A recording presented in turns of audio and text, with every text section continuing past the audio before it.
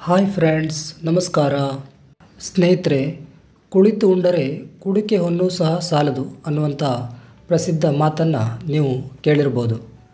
ಇದರ ಅರ್ಥ, ನಿಮ್ಮ ಹತ್ರ ಎಷ್ಟೇ ದುಡ್ಡು ಇದ್ದರೂ ಸಹಿತ ನೀವು ದುಡಿಮೆಯನ್ನು ಮಾಡದೇ ಇದ್ದರೆ ಆ ದುಡ್ಡು ಜಾಸ್ತಿ ದಿವಸಗಳ ಕಾಲ ನಿಮ್ಮ ಪ್ರಯೋಜನಕ್ಕೆ ಬಾರಲಾರದು.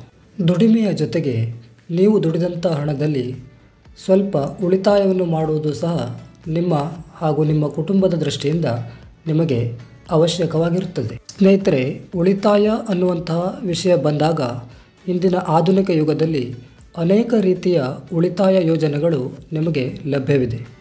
ಆದರೆ ಅವುಗಳಲ್ಲಿ ಅತ್ಯಂತ ಸುರಕ್ಷಿತವಾದ ಮತ್ತು ಅಧಿಕ ಲಾಭವನ್ನು ತಂದುಕೊಡುವಂತಹ ಯೋಜನೆಗಳು ಯಾವುವು ಎಂಬುದನ್ನು ತಿಳಿದುಕೊಂಡು ನೀವು ಜಾಣ್ಮೆಯಿಂದ ಹೂಡಿಕೆಯನ್ನು ಮಾಡಬೇಕಾಗತ್ತೆ. ಹಾಗಾದರೆ ಅಂತಹ ಯೋಜನೆ ಯಾವುದಿದೆ? ಅಂತಹ ಒಂದು ಯೋಜನೆಯನ್ನು ನಿಮಗೆ ನಾನು ಈ ವಿಡಿಯೋದಲ್ಲಿ ತಿಳಿಸಿಕೊಡಲಿದ್ದೇನೆ. ಈ ಯೋಜನೆಯಲ್ಲಿ ಬಡವರಿಂದ ಹಿಡಿದು ಶ್ರೀಮಂತರ ತನಕ ತಮ್ಮ ಶಕ್ತ್ಯಾನುಸಾರ ಹೂಡಿಕೆ ಮಾಡಿ ಅಧಿಕ ಲಾಭವನ್ನು ಪಡೆದುಕೊಳ್ಳಬಹುದಾಗಿದೆ. ಈ ಯೋಜನೆಯ ಹೆಸರು PPF ಅಥವಾ ಪಬ್ಲಿಕ್ ಪ್ರಾವಿಡೆಂಟ್ ಫಂಡ್. ನಿಮ್ಮ ಭವಿಷ್ಯಕ್ಕೆ ಆರ್ಥಿಕ ಸುಭದ್ರತೆಯನ್ನು ಒದಗಿಸಬಹುದಾದ ಅತ್ಯಂತ ಉತ್ತಮ ಯೋಜನೆಗಳಲ್ಲಿ ಒಂದಾಗಿದೆ ಈ PPF ಖಾತೆ. ಹಾಗಾದರೆ PPF ಖಾತೆಯನ್ನು ತೆರೆಯುವುದು ಹೇಗೆ? PPF ಖಾತೆಯನ್ನು ನೀವು ನಿಮ್ಮ ಸಮೀಪದ ಯಾವುದೇ ಅಂಚೆ ಕಚೇರಿಯನ್ನು ಭೇಟಿ ಮಾಡುವ ಮೂಲಕ ತೆರೆಯಬಹುದಾಗಿದೆ. ಕನಿಷ್ಠ 500 ರೂಪಾಯಿಗಳ ಠೇವಣಿಯೊಂದಿಗೆ ನೀವು PPF ಖಾತೆಯನ್ನು ತೆರೆಯಬಹುದು. ಹಾಗೆಯೇ ಒಂದು ಆರ್ಥಿಕ ವರ್ಷದಲ್ಲಿ ಫೈನಾನ್ಷಿಯಲ್ ಇಯರ್ನಲ್ಲಿ ಗರಿಷ್ಠ 1.5 ಲಕ್ಷ ರೂಪಾಯಿಯವರೆಗೆ PPF ಖಾತೆಯಲ್ಲಿ ನೀವು ಹಣವನ್ನು ಜಮಾ ಮಾಡಬಹುದು. ಇನ್ನು PPF ಖಾತೆಯ ಮೆಚುರಿಟಿ ಅವಧಿ ಅಥವಾ ಇದರ ಪರಿಪಕ್ವತಾ ಅವಧಿಯನ್ನು ಗಮನಿಸುವುದಾದರೆ ಈ ಖಾತೆಯು 15 ವರ್ಷಗಳಿಗೆ ಮೆಚುರಿಟಿ ಆಗುತ್ತದೆ. ಉದಾಹರಣೆಗೆ, ನೀವು PPF ಖಾತೆಯಲ್ಲಿ ಪ್ರತಿ ತಿಂಗಳು 1,000 ರೂಪಾಯಿಗಳನ್ನು ಜಮಾ ಮಾಡುವಿರಿ ಎಂದಾದರೆ 15 ವರ್ಷಗಳಿಗೆ ಅಂದರೆ 180 ತಿಂಗಳುಗಳಿಗೆ ನೀವು ಜಮಾ ಮಾಡಿದ ಹಣ 1,80,000 ರೂಪಾಯಿಗಳು ಆಗುತ್ತದೆ. ಈ 1,80,000 ರೂಪಾಯಿಗಳಿಗೆ ಬಡ್ಡಿಯ ರೂಪದಲ್ಲಿ 1,35,000 ರೂಪಾಯಿಗಳು ಸೇರಿ ಮೆಚುರಿಟಿ ಹೊತ್ತಿಗೆ ಒಟ್ಟು 3,15,000 ರೂಪಾಯಿಗಳಷ್ಟು ಹಣವು ನಿಮ್ಮ ಖಾತೆಗೆ ಜಮಾ ಆಗುವುದು.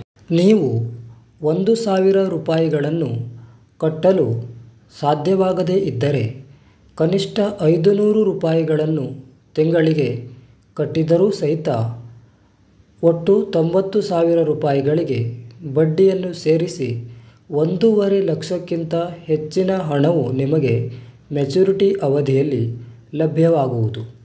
ಇಲ್ಲವೇ ನೀವು ಸ್ವಲ್ಪ ಸ್ಥಿತಿವಂತರಾಗಿದ್ದು ತಿಂಗಳಿಗೆ 3,000 ರಿಂದ 3,500 ರೂಪಾಯಿಗಳಷ್ಟು PPF ಖಾತೆಯಲ್ಲಿ ಹೂಡಿಕೆ ಮಾಡಲು ಸಾಧ್ಯವಾದರೆ ಮೆಚುರಿಟಿ ಅವಧಿಗೆ ನಿಮಗೆ ಸರಿಸುಮಾರು 10 ಲಕ್ಷ ರೂಪಾಯಿಗಳಷ್ಟು ಮೌಲ್ಯದ ಹಣವು ದೊರೆಯುವುದು.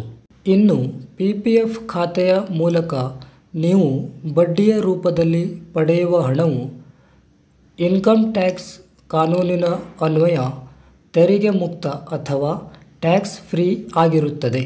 ಇನ್ನು PPF ಖಾತೆಯ ಇನ್ನೊಂದು ಅನುಕೂಲಕರ ಅಂಶವನ್ನು ಗಮನಿಸುವುದಾದರೆ PPF ಖಾತೆಯು ಪ್ರೀ ಮೆಚ್ಯೂರ್ ಕ್ಲೋಸರ್ ಅವೈಲೇಬಲ್, ಅಂದರೆ ಇಲ್ಲಿ ನೀವು ಅವಧಿ ಪೂರ್ಣವಾಗಿ ಖಾತೆಯನ್ನು ಕ್ಲೋಸ್ ಅಥವಾ ಸ್ಥಗಿತಗೊಳಿಸಬಹುದು.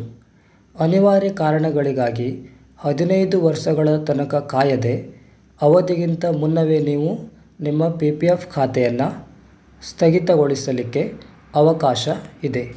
ಇನ್ನು ನಿಮ್ಮ PPF ಖಾತೆಗೆ ಹಣವನ್ನು ನೀವು ನಿಮ್ಮ ಸಮೀಪದ ಯಾವುದೇ ಅಂಚೆ ಕಚೇರಿಗೆ ತೆರಳಿ ಪಾವತಿ ಮಾಡಬಹುದಾಗಿದೆ.